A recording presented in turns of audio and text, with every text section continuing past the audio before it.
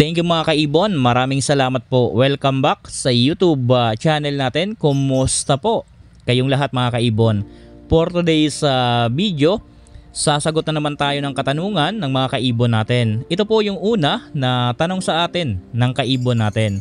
Ang tanong ni Sir sa akin mga kaibon, ano daw ba ang mga posibleng maging ID ng mga painakay niya? Ang parisan daw ni Sir, green opaline, split ino na cock, at ang kapares green opaline na hen. Wala pong dugong ino.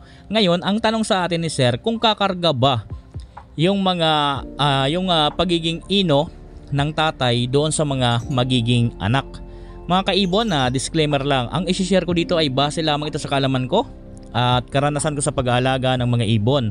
Sa tanong, sa ganitong klase ng parisan na green opaline, split ino na cock, at ang kapares green opaline na hen, kung mapapasa ba yung pagiging ino ng tatay doon sa mga magiging anak, ang sagot ko po dito mga kaibon ay maipapasa po yan. Ang pinakang importanteng gagawin kasi dyan para malaman talaga natin kung naipasa ba talaga niya lahat doon sa mga naging inakay nila ay test breed. Ito po ang pinakang number 1 na paraan para malaman natin kung kumarga ba yung pagiging ino ng tatay doon sa mga magiging anak. Ang ID ng mga inakay ng ganitong klase ng parisan, lahat po yan opaline, possible split ino.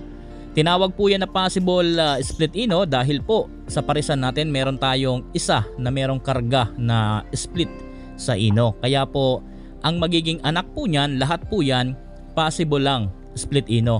Doon sa mga anak, napaka-importante ng test breed yan para malaman natin kung talagang nakargahan sila ng dugong ino ng tatay. Sa pag-test breed niyan mga kaibon, kinakailangan mas maganda i-test breed natin yan sa mga visual kagaya ng Lutino Opa or kaya naman kagaya ng mga Lutino Split Opa para mabilis natin makita kung talagang kumarga dahil po medyo mabilis na ang proseso kasi visual na yung kapares. Ngayon mga kaibon, pwede naman yan i-test breed kahit sa mga split ino lang na opaline or kaya naman kahit din sa mga possible lang din. Pwede naman po yan i-test breed. Yung past video natin, sinabi ko sa inyo na basta meron sigurado ang karga, lalabas at lalabas yan. Pero dito sa ganitong senaryo, dahil possible lang ito, siguro ko ang 4 or 5 clutch na walang nilabas na visual, sa tingin ko hindi po nakargahan. Kaya po mas maganda kung magtitis breed ka sa ganitong klase ng mga anak na possible lang, mas maganda doon ka na sa mga visual. Dahil kumbaga mataas na ang tsansa dahil malakas na yung dugo na pinagtitis breedan natin dahil visual na po yun.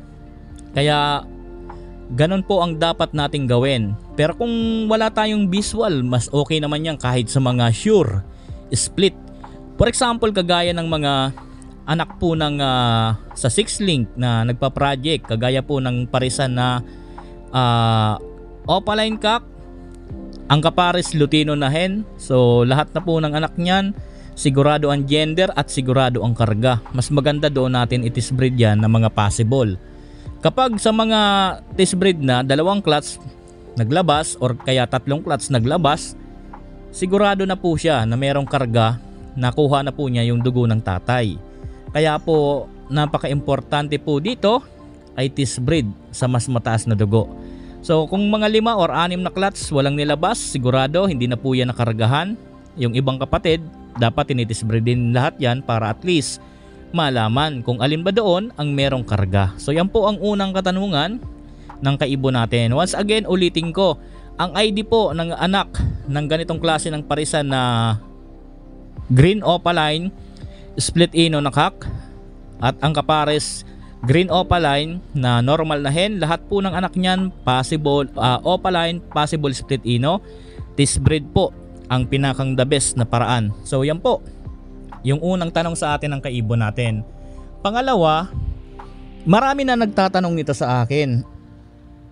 Halos itong katanungan ng to, pag-iisahin ko na lang siguro yung sagot dahil yung una na tanong sa atin, kung meron daw bang baog na ibon kagaya nitong mga inalagaan natin na iring.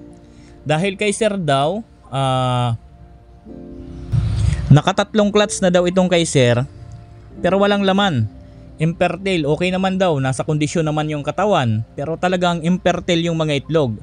Ito naman na pangalawa na tanong, halos pareho lang po ito eh. Kaya pag-iisahin ko na lang yung sagot.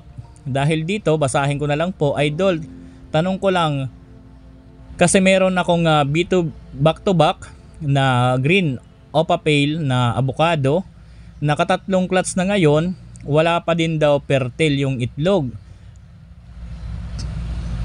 Tinanggalan naman daw niya yung balahibo yung balahibo sa pinakampwetan na ginagawa natin.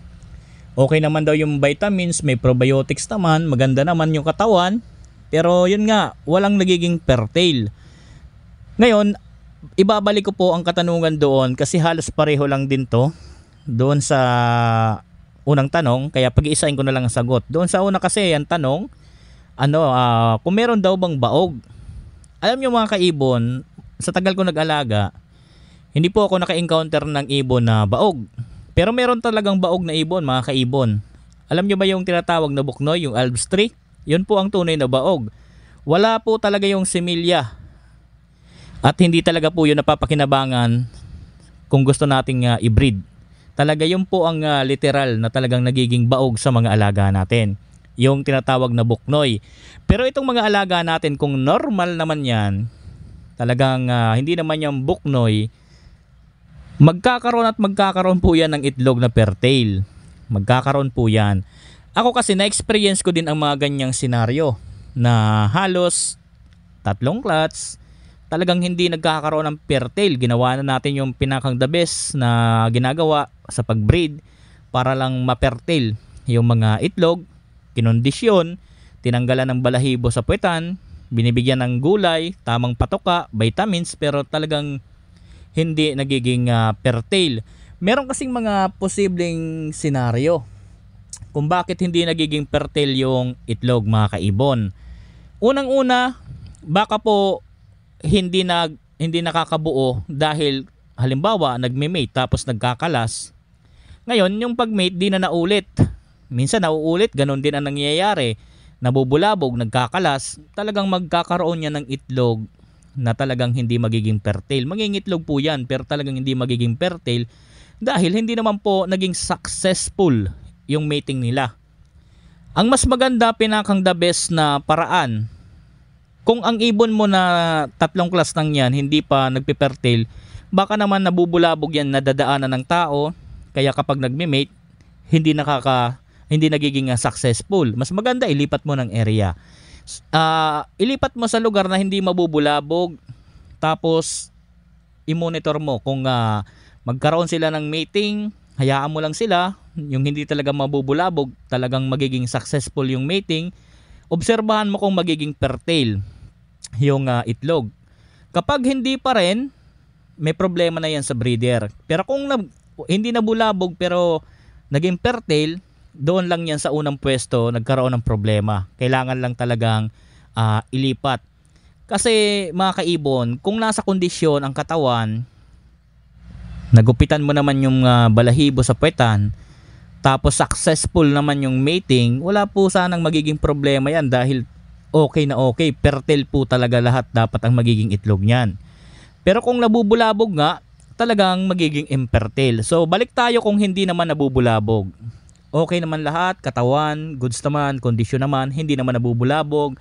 Nagme-mate naman na merong tinatagal na 4 minutes to 5 minutes, successful kasi ang ganong katagal.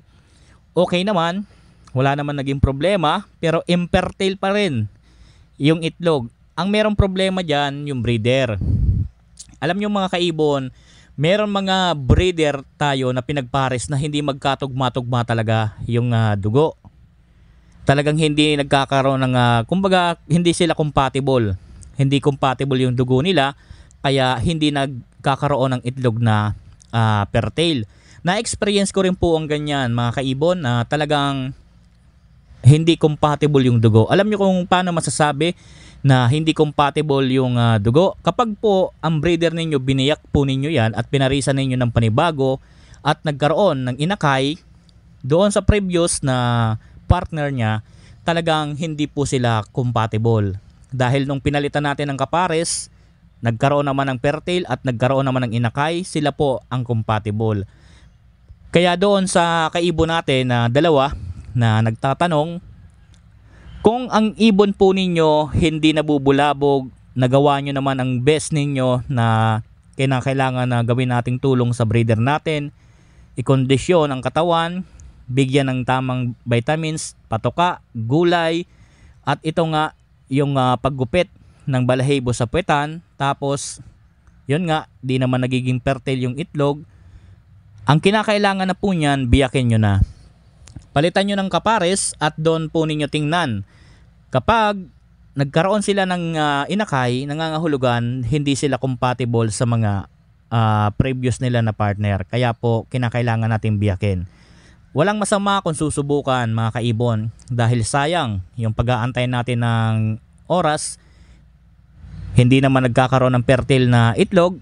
Kaya mas maganda kung yung binanggit ko sa inyo na okay naman sa inyo yon, wala namang bulabog, okay ang katawan, kondisyon, lahat-lahat, goods naman, hindi lang talaga maka-fertile. So yan po, ang number 1 na dapat ninyong gawin. Biyakin po ninyo at hanapan ng ibang kapares at obserbahan kung magkakaroon ng inakay. Doon sa mga kaibon natin na nagtatanong, maraming salamat po. Sana po nasagot ko ng maayos ang katanungan po ninyo. Hanggang dito muna yung video natin.